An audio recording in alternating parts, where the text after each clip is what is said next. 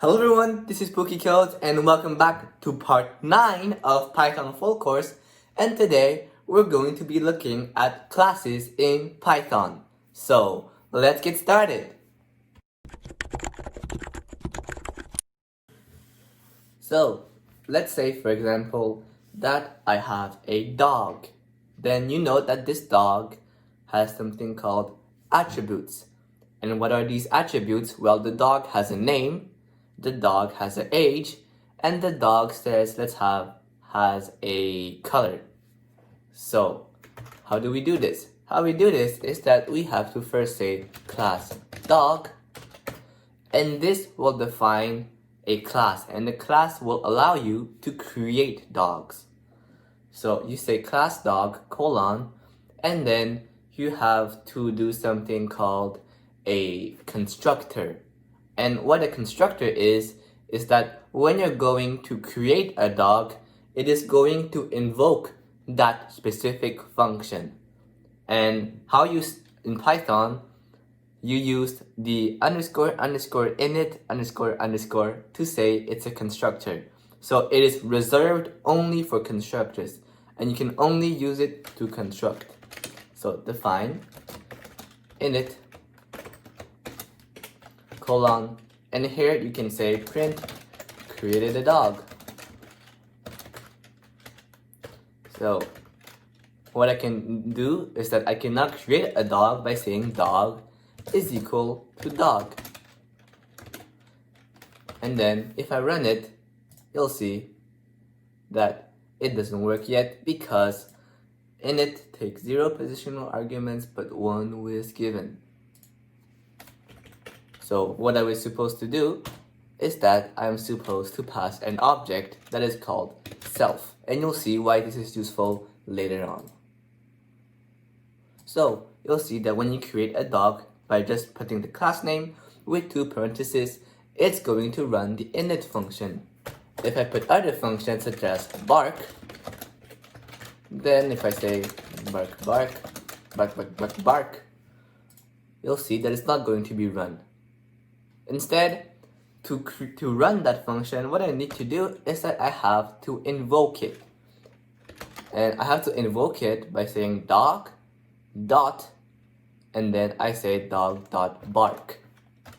And dog dot bark is a function, so then you have to put parentheses, and then you put your arguments inside, but since there's no arguments, then it's just going to be parentheses. So you run it, and then you'll see bark takes 0 positional argument, but 1 was given. And the reason why is that in Python, you always have to put self in the first positional argument. So if you don't put self in every method, then it's not going to work. I don't really like how they did it, but it's manageable, so it's not that bad. So define bark, then you have to put self, and then you can say it says created a dog, and bark bark bark. What I can also do is that I can assign some values when I create the dog. So I can pass in the name and the age. So what I'm going to do is that you have to put self, it always comes first, but then you can put your parameters of choice. So I can say name and I can say age.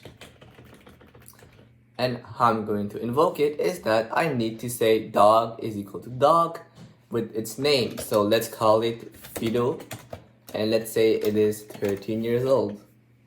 So right now it's not going to raise any error, but now let's say that I'm going to say define greet, and I have to put self again as always.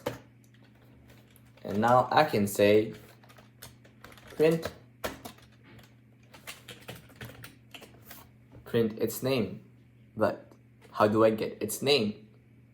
And this is where the self object that we had to put in every parenthesis comes into play. The self object is that when you modify self, it's going to modify in every occurrence of it. So if you modify self in the bark function, then after when you use the greet function, it's going to call it. And actually I shouldn't use the name function, but instead I should use the name method. And a method is that it's a function when it's inside a class. So I want to change self so that it contains the name and the age. So I have to say self dot name is equal to name, and self dot age is equal to age. So what this is going to do is that you can assume that self is just some variable that stores all the information you need on a dog. And then you're saying that for the name attribute, I want you to make it so that it's the value that I pass it in the constructor, so Fido, and I also wanted that the age is equal to the age you passed in the constructor, so 13. So this is going to modify self. And when I use greet, I can use my beautiful F strings again. So F double quote, la la, and then I say self.name says, so I'm just going to say hello, no, woof, I am self.name and I'm self.age years old.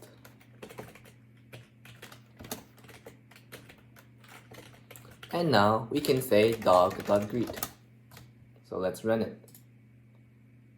So, woof, I am Fido and I'm 13 years old. So this is very, very awesome. So let's just re-look at what happened.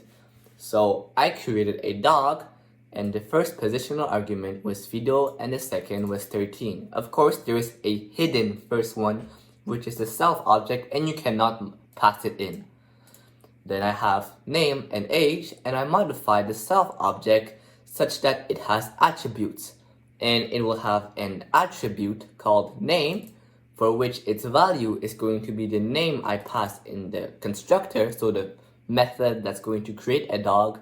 And also, I'm going to say that the attribute age of self is also going to be the age that you passed in.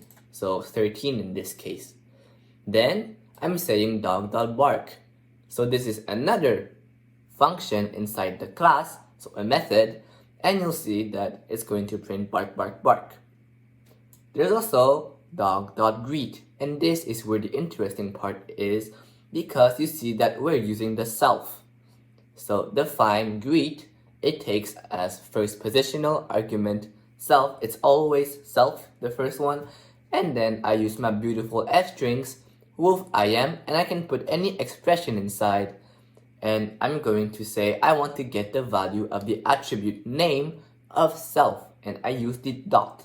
So I say self.name to get name from self, and I'm self.age, so it's used to get age from self, years old. So this is pretty awesome.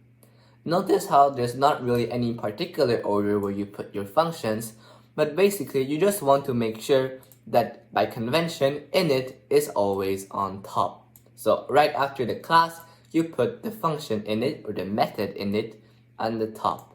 And then what you can do is that you can have all kind of functions, just make sure that they have the same indent level, and they will all be accessible when you create your dog and you say dog.that method.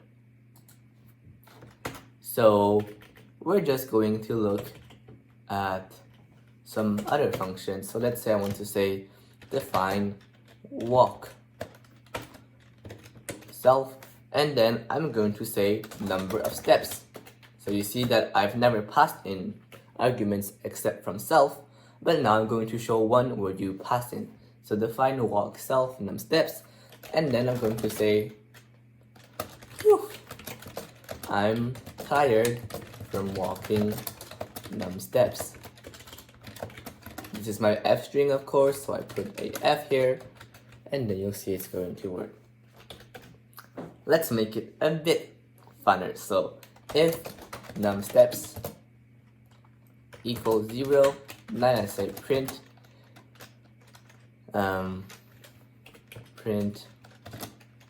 no need move. Nice. And then elif num steps let's say is smaller than 30 and print just a walk in the park. Elif num steps smaller than 1,000, print time to build some muscles. And then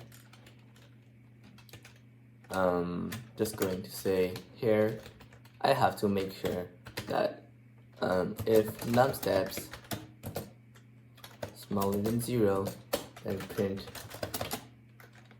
no. And I'm going to interrupt, so I'm just going to say that it's finished. So elif, and so if it's smaller than 0, it's going to say no. If it's equal to 0, it's no need to move. Nice. If num steps smaller than 30, just a walk in the park. Then if it's smaller than 1,000, time to build some muscles. And then else print owner. You're killing me.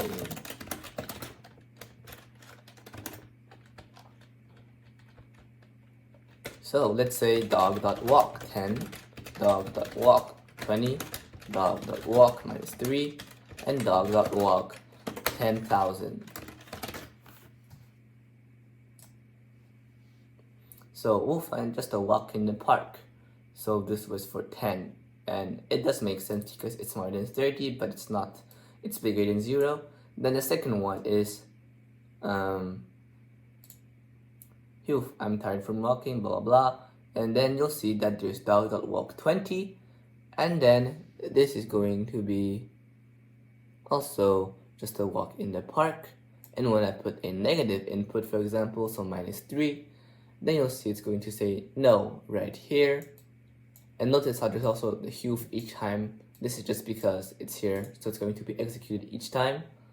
And then when I say 10,000, then I have owner, you're killing me. And then hue, I'm tired from walking at 10,000. So this was all about classes.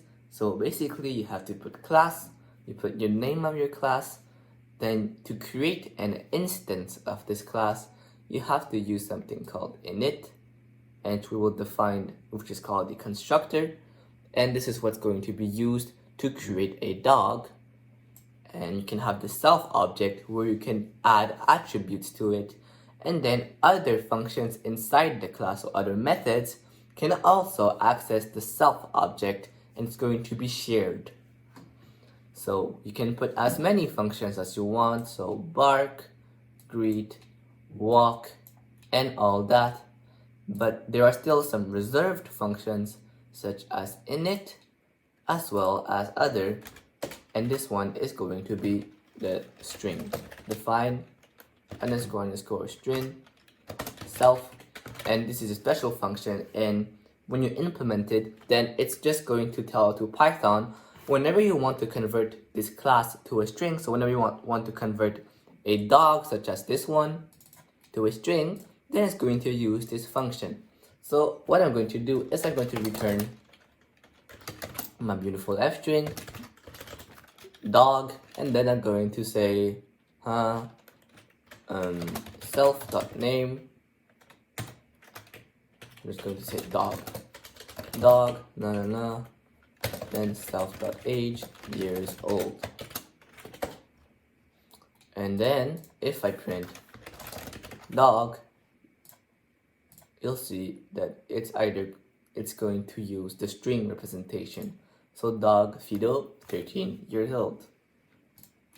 This was all about classes, and maybe in a later video we're going to look at more advanced classes such as how you can inherit, so stay tuned for it. So thanks for watching. If you like this content, like, subscribe, do all that good stuff. And in the next video, we are going to look at list comprehensions. So stay tuned.